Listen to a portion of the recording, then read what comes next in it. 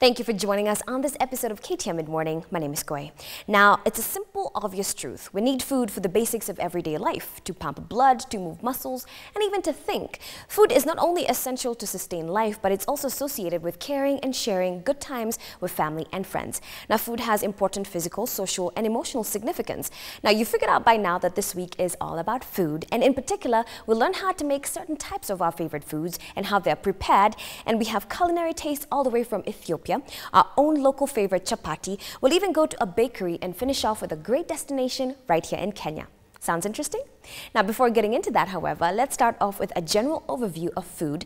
Now, there's plenty of information that you will be surprised to learn about one of our favorite things in the world, and that is food. That's coming up next.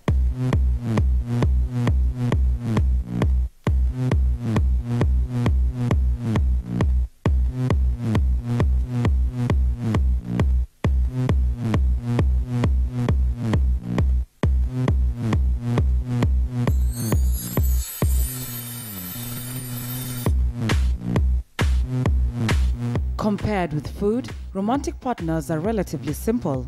Yes, they sometimes cause you to weep or toss a few shots out onto the sidewalk, but you can always walk away from those relationships.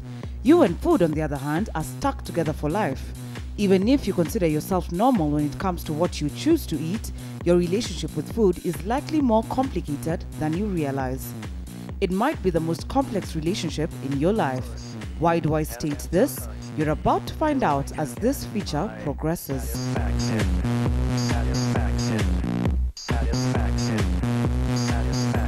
But first, let's go back to biology for a brief moment.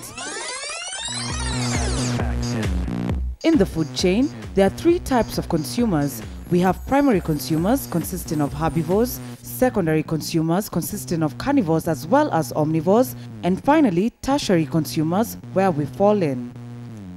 The bonus of being tertiary consumers is the fact that we can eat both primary and secondary consumers. This is the foundation that makes our relationship with food so complex.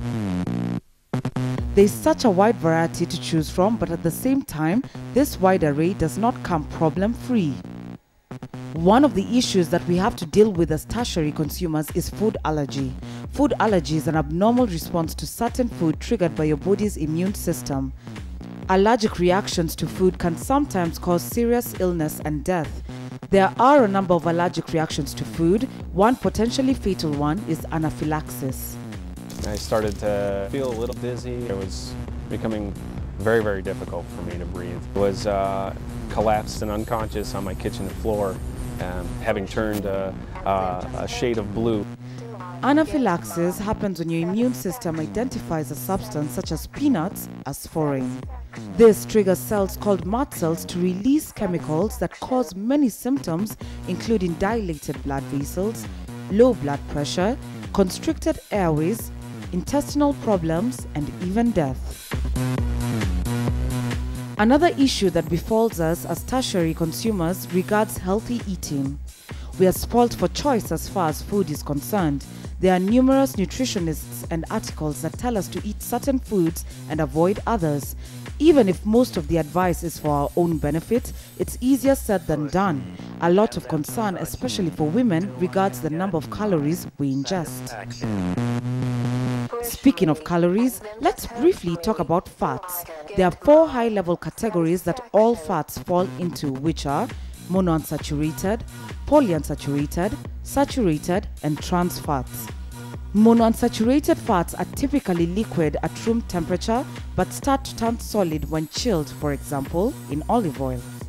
Polyunsaturated fats are typically liquid at room temperature as well as when chilled, for example, in corn oil. Saturated fats are typically solid at room temperature, for example, in pork and cheese.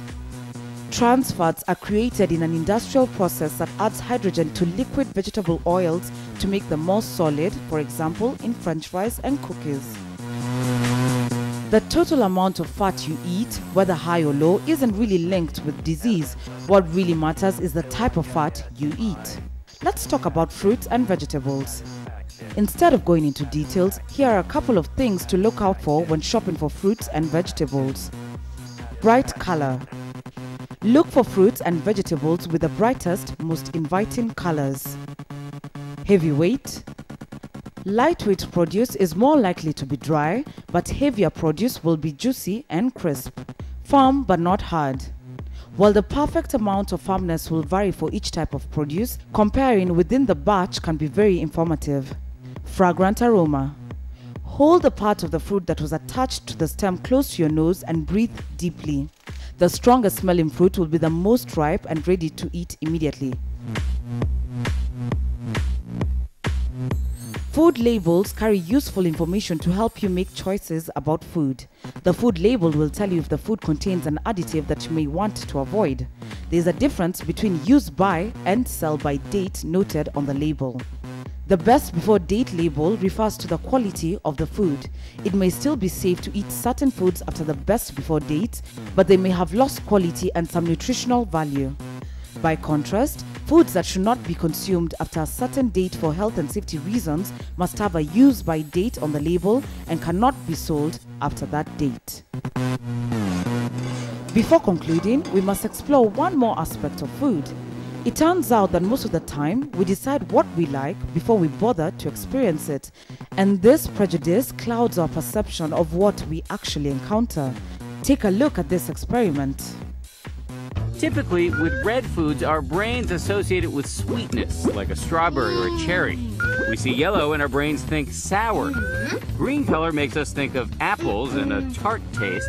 And dark colors like black or purple are typically a turnoff because people associate them with a food that has spoiled.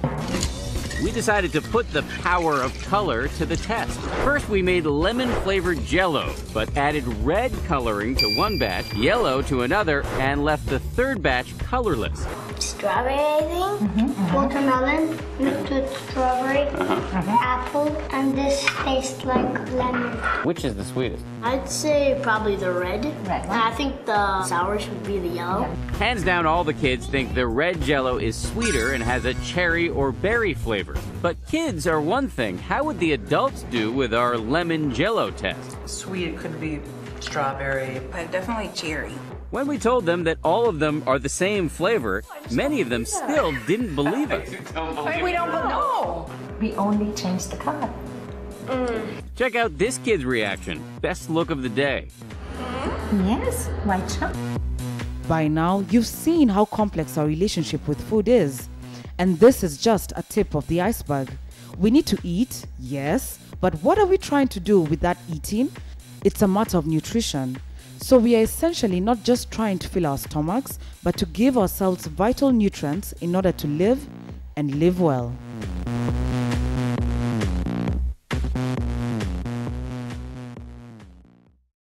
There's a saying, if we eat to live, there is no problem. But if we live to eat, then that's when the problem starts. Now, separating what's good from bad can be a discouraging task. Each day you have to choose from an ever-increasing number of foods and products, some good, some not so good. Now, to make matters worse, you may feel overwhelmed by contradictory advice on what to eat. Your daily newspaper or TV newscast has some advice on diet and nutrition. And every now and then, magazines always have articles on the latest and most effective diets, complete with heartfelt testimonials. Now, one new diet or nutrition book hits the bookshelves every other day. All this can get overwhelming, so I'll give you very simple advice. Listen to your body. It's as simple as that. Send us your comments to midmorning@standupmedia.co.ke, or better yet, go to our Facebook page, KTN Mid Morning, like it and drop in a comment. We would love to hear from you. That's all we have for you today. Do enjoy the rest of your day.